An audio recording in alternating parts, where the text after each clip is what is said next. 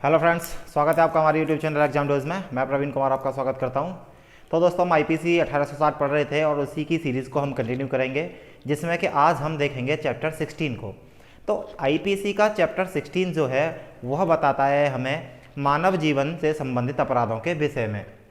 मतलब ऐसे अपराध जो मानव के शरीर पर कुछ ना कुछ प्रभाव डालते हैं। तो इन जो चैप्टर 16 है वह हमारा शुरू होता है सेक्शन 299 से लेकर 377 तक। तो 299 से लेकर 377 तक की जितनी भी धाराएं हैं वह चैप्टर 16 में आती हैं, और इसी में जो बताया गया है जितने भी अपराध हैं जो कि मानव के जीवन पर प्रभाव डालते हैं उनके बारे में बताया गया है। तो यहाँ हम सबसे पहले शुरू करते हैं सेक्शन 299 से, क्योंकि 299 से लेकर 377 तक चैप्टर 16 में दे रखे हैं। तो अगर मैं बात करूं सबसे पहले सेक्शन 299 की, तो आज हम दो ही सेक्शन पढ़ेंगे, सेक्शन 299 और सेक्शन 300, क्योंकि ये दोनों जो सेक्शंस हैं ये इतनी कंफ्यूजिंग हैं कि हर स्टूडेंट जो है मोस्टली उसको इसमें कंफ्यूजन रहता है। लेकिन आज इस वीडियो को देखने के बाद कंफ्यूजन जो है आपका परमानेंट समाप्त हो जाएगा। इसकी बारीकियों को मैं आपको यहाँ समझाऊंगा। तो सेक्शन 299 की मैं बात करूं तो यह बताता है हमें कल्पेबल होमिसाइड से। तो कल्पेबल आपराधिक मानव वध, तो आपराधिक मानव वध के बारे में बात करूं, कल्पेबल होमिसाइड, तो आपराधिक मानव वध क्या है।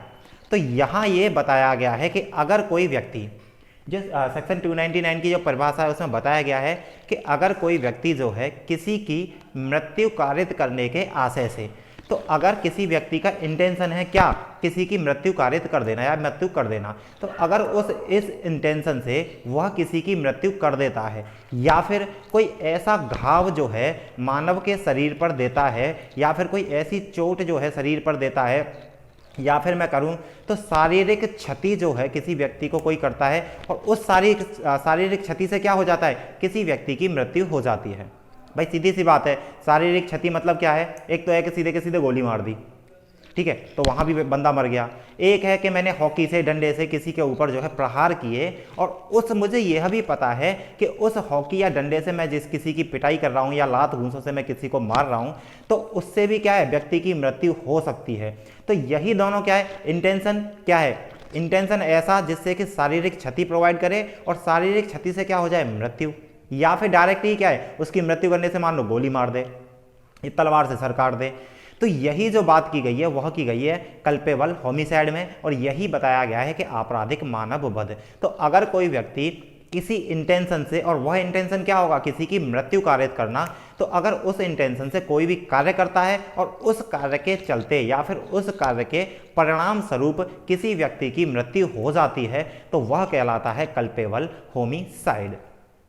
तो यहां हमने देखा सेक्शन 299 में कल्पेबल होमिसाइड। इसके मैं आपको कुछ एग्जांपल बता देता हूं। मान लो कि यहां ए एक व्यक्ति है, ए जो है एक व्यक्ति है, और इसने क्या किया, यहां पर एक बहुत बड़ा गड्ढा था, तो इसने क्या किया, और एक बी व्यक्ति जो है इधर से आ रहा होता है।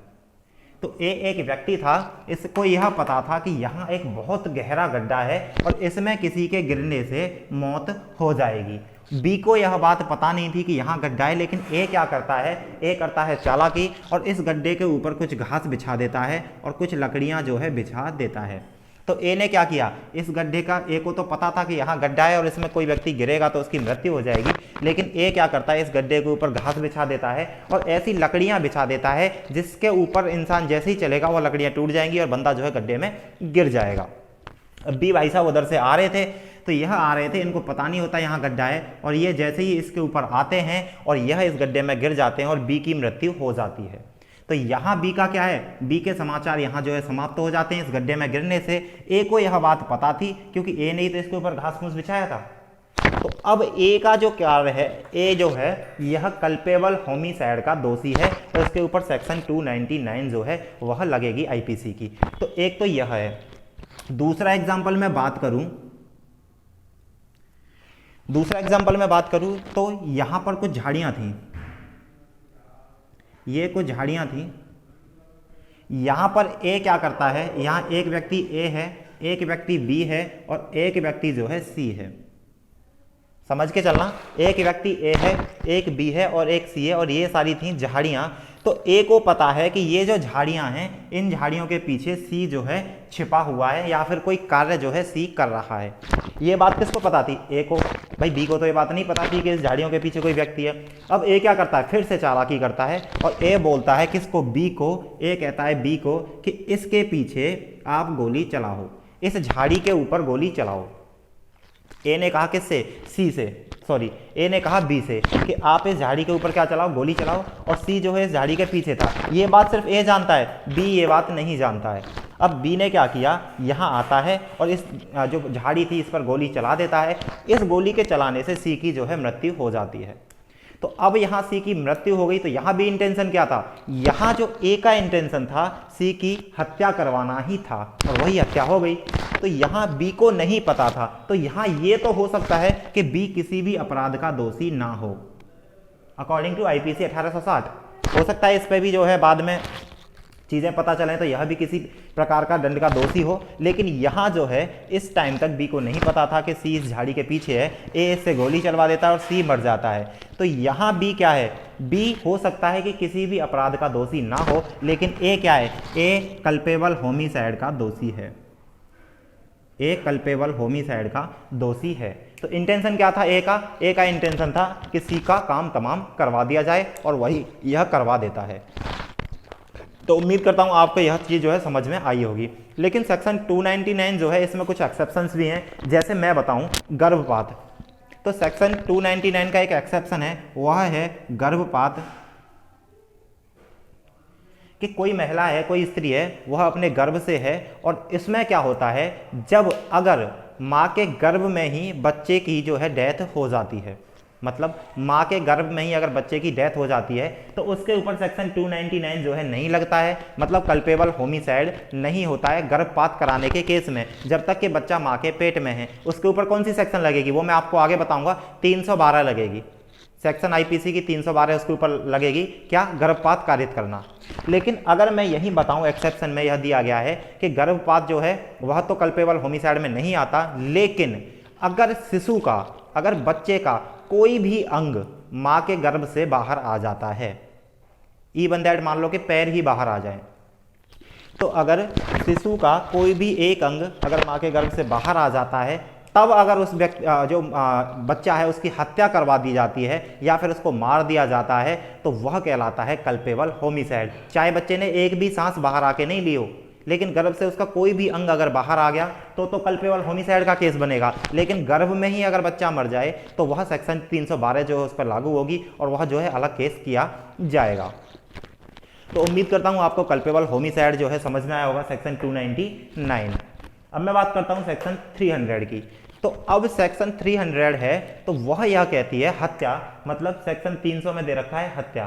तो हत्या में भी यह बताया गया है कि अगर कोई व्यक्ति किसी को मारने के इंटेंशन से, भाई कंफ्यूजन शुरू हो गया है, मतलब यहां भी मैं इंटेंशन की बात कर रहा हूं। कौन सा इंटेंशन? मारने का। मैंने 299 में भी इंटेंशन बताया था किसका? मारने का।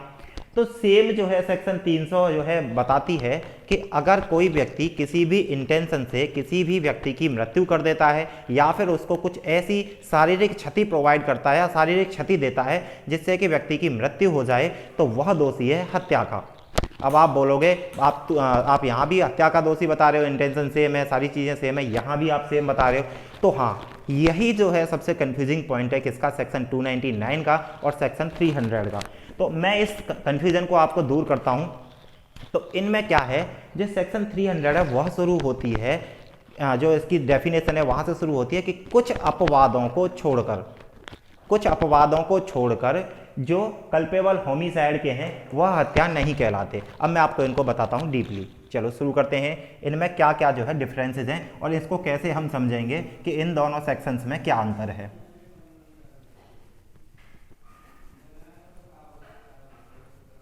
तो मैं यहां आपको बताऊंगा सेक्शन 299 और सेक्शन 300 में बेसिक डिफरेंसेस, जिससे कि हमें यह कंफ्यूजन हमेशा के लिए दूर हो जाए। देखो भाई, सीधी बात है, इंटेंशन सबसे पहले मैं बात करूंगा आशय की। तो अगर मैं सेक्शन 299 में इंटेंशन की बात करूं तो यहां भी इंटेंशन क्या हो गया? हत्या करने का। यहाँ भी इंटेंशन होगा हत्या करने का, मतलब या तो ऐसी क्षति की बॉडी को ऐसी मतलब कोई इंजरीज दी जाए जिनसे कि मृत्यु हो सकती है, या फिर उसको डायरेक्ट मारा जाए। सेक्शन 300 में भी इंटेंशन जो होगा वह किसका होगा, यहाँ भी इंटेंशन होगा मृत्यु करने का। तो यहाँ भी इंटेंशन मृत्यु करने का है, सेक्शन 300 में भी इंटेंशन जो है मृत्यु करने का ही है। अब मैं बात करता हूँ इंटेंशन के बाद कि इनमें बेसिक डिफरेंस यह है कि मान लो कि मुझे पता है किसी व्यक्ति को घूंसा मारने से उसकी मृत्यु नहीं होती है।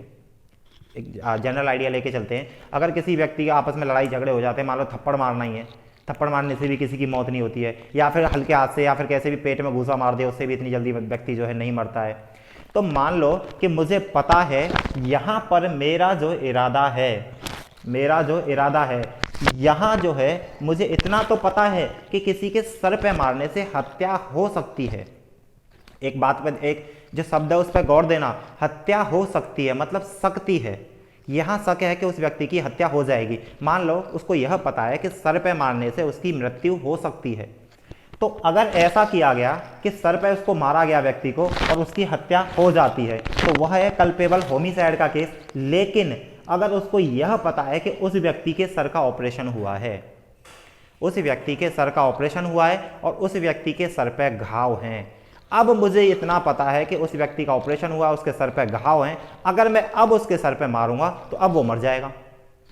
ये मुझे डैम श्योर है कि अब उसके ऑपरेशन हुआ है और उसके सर पे मारूंगा तो वो मर जाएगा। लेकिन नॉर्मली अगर मैं उसके सर पे मारूंगा तो नहीं मरेगा। तो जो नॉर्मली कंडीशन थी वह आ जाती है कल्पेबल होमिसाइड में। लेकिन जब मुझे पता है कि उसके सर पे जो है चोट है और अब मैं उसको मारूंगा और तब हत्या होती है, तब उस पर लगती है सेक्शन 300।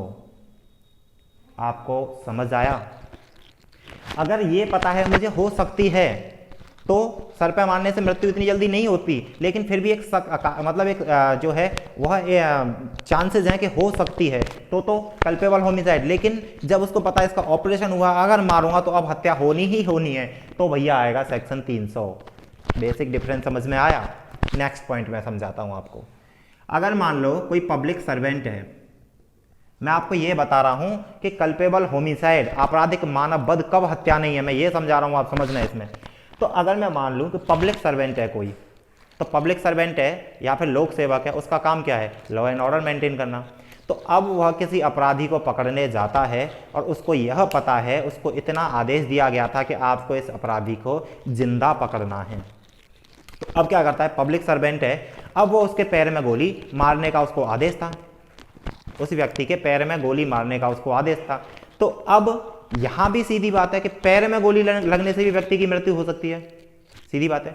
तो पैर में लगने से भी व्यक्ति की मृत्यु हो सकती है, लेकिन वह क्या है? चांसेस हैं कि वह बच भी जाए। तो अगर वह व्यक्ति पैर में गोली मारता है तो उसके ऊपर कल्पेबल होमिसाइड का केस लगेगा। लेकिन वह गोली जो है, मान लो कि वह गोली पैर में ना लग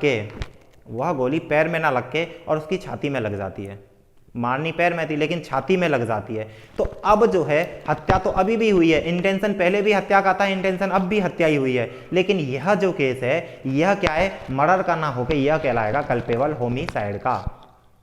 यह केस कौन सा कहलाएगा? कल्पेबल होमिसाइड का कहलाएगा। तो यहां ये दो बेसिक डिफरेंसेस हैं जो आपको समझ में आए होंगे। तीसरा, अगर मैं आपको मोटे मोटे तौर पर शब्दों में बताऊं कि यहां तक आपराधिक मानव वध पब्लिक सर्वेंट का मैंने आपको बता दिया कि कब पब्लिक सर्वेंट है वह जो है हत्या नहीं कहलाएगी। मतलब क्या है? आपराधिक मानव वध की श्रेणी में चला जाएगा और यह हत्या नहीं कहलाएगी। कब? जब उसको कुछ आदेश दिए गए थे और पैर में गोली मारने के, लेकिन वह गोली क्या लग जाती है? उसके सर पे लग जाती है। नेक्स्ट बात करूं मैं कल्पेबल होमिसाइड की। तो अब मान लो कि कोई व्यक्ति है, ठीक है, कोई व्यक्ति है, नॉर्मल बंदा है, तो वह क्या है? अगर किसी नॉर्मल बंदे को मैं मारूं, नॉर्मल बंदे के साथ में लड़ाई करूं, मतलब बिल्कुल नॉर्मल बंदा है, फिट बंदा है, तो वह नहीं मरेगा लड़ाई में, हाथ घूंसे लात घूंसे में नहीं मरेगा। लेकिन अगर कोई व्यक्ति है कोई डिसऑर्डर व्यक्ति है, या फिर अंग जो है उसके शिथिल अंग वाला व्यक्ति है, पागल है, या फिर उसकी जो शारीरिक क्षमता है वह बहुत ही कमज़ोर है, तो अगर ऐसे व्यक्ति को मैं मारूं जिसको मुझे पता है कि यह शारीरिक कमज़ोर है, इसका एक थप्पड़ में ही मर जाएगा, अगर उस व्यक्ति को मैं मारूं जानबूझकर, उससे लड़ाई करूं, तो वह कहलाएगा हत्या, सेक्शन 300 उस पर लगेगी। लेकिन अगर एक नॉर्मल व्यक्ति है, हट्टा कट्टा बंदा है और उसके साथ में लड़ाई करूं और फिर वह मर जाए, तो वह कहलाएगा कल्पेबल होमिसाइड। तो उम्मीद करता हूं आपको सेक्शन 299 और सेक्शन 300 जो है बहुत अच्छे से समझ में आई होगी।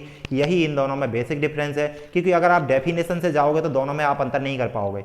उसमें भी इंटेंशन दिया गया है, intention of causing death, section 300 में भी दिया गया है इंटेंशन ऑफ कॉजिंग डेथ, या फिर बॉडी को क्षति पहुंचाना, इसमें भी बॉडी को क्षति पहुंचाना दिया है सेक्शन 299 में, और 300 में भी बॉडी को क्षति पहुंचाना दिया है। तो इसमें जो बेसिक डिफरेंस थे वो यह है। तो आपको बेटर तरीके से ये दोनों सेक्शन समझ में आई होंगी। नेक्स्ट वीडियो में हम नेक्स्ट कंटिन्यू करेंगे। अगर चैनल वीडियो अच्छा लगा हो तो चैनल को लाइक शेयर एंड सब्सक्राइब करें। Thank you.